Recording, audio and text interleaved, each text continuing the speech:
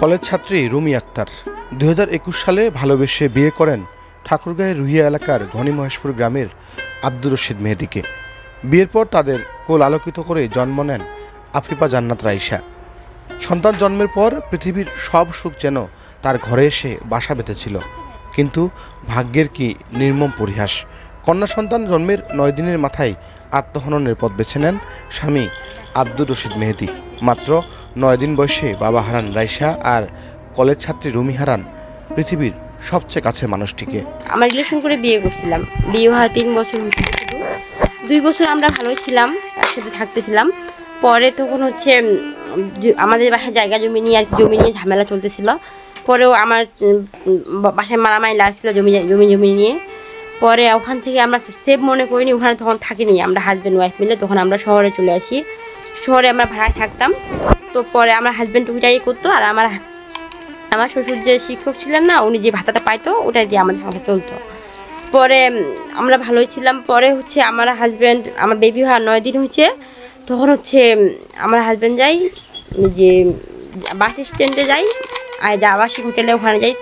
Suicide করছে না কি করছে আমি এখনও বলতে পারতেছি না যে আমার হাজব্যান্ড আসলে মারা গেছে বা কি, কিন্তু পোস্টমর্টম রিপোর্টে আসছে যে ও হার্ট অ্যাটাকে মারা গেছে। কলেজ ছাত্রী জানান, জমি নিয়ে পারিবারিক বিরোধ চলছিল শ্বশুরবাড়ির লোকজনের সাথে। বিয়ের পর রুহিয়া এলাকার শ্বশুরবাড়িতে থাকলেও দুজনের নিরাপত্তার কথা ভেবে আশ্রয় নেন ঠাকুরগাঁ শহরে, কিন্তু সেখানেও নিরাপদ ছিলেন না তারা। পারিবারিক বিরোধে বিচার না পেয়ে হতাশাগ্রস্ত হয়ে পড়েছিলেন স্বামী মেহেদী।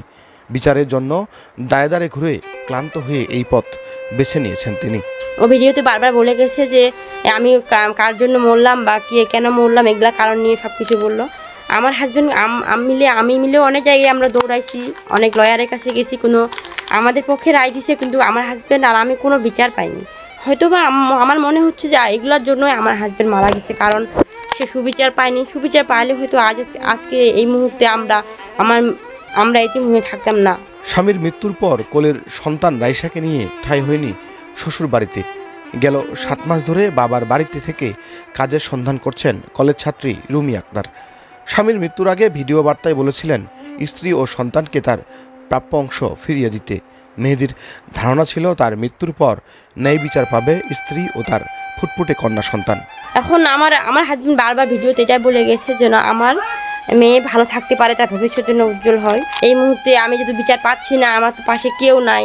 আমার হাজব্যান্ড একাই ছিল, আমার শাশুড়িও স্ট্রোক প্যারালাইসিস রোগী ছিলেন, আর আমার শ্বশুর তো মারা গেছে। ও খুব একাকিত্বতা অনুভব করতেছিল। আর আমার মনে হচ্ছে যে ওটার জন্য মানসিক চাপে এই রাস্তাটা বাছে নিচ্ছে। ও ধারণা করছে যে উনি মারা গেলে আমরা ভালো থাকবো, জায়গা জমি সব কিছু ছাড়ে দিবে, আমরা আমার মেয়ে নিয়ে ভালো থাকবো।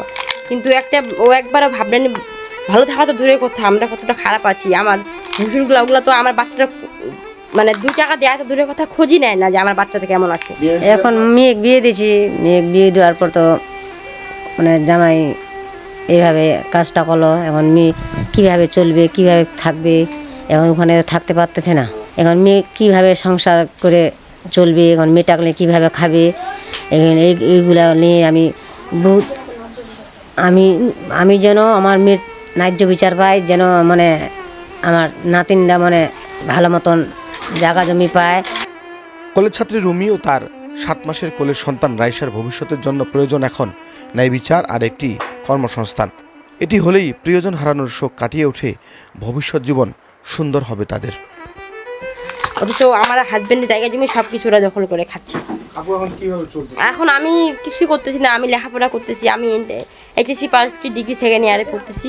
আমি মানে একটা কাজ কর্মসংস্থান খুঁজতেছি, কারণ আমার বাচ্চাটাকে তো মানুষ করতে হবে। যেহেতু আমি মা, আমি তো কখনো ছাড়ে যেতে পারবো না। ও ছাড়ে চলে গেছে, কিন্তু আমি তো মানে থাকতে পারবো না। ওকে ছাড়া কি, আমার মেয়েটাকে ছাড়া কি আমি মারা যেতে পারবো বা এরকম রাস্তা বাঁচিয়ে নিতে পারবো? এটা তো সম্ভব না। আমার বাচ্চাটাকে তো মানুষ করতে হবে, এটা হয়।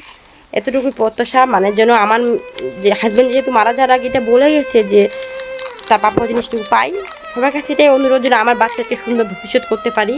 তার জন্য সবার জন্য জিনিসটা আর কি দেখে আর কি।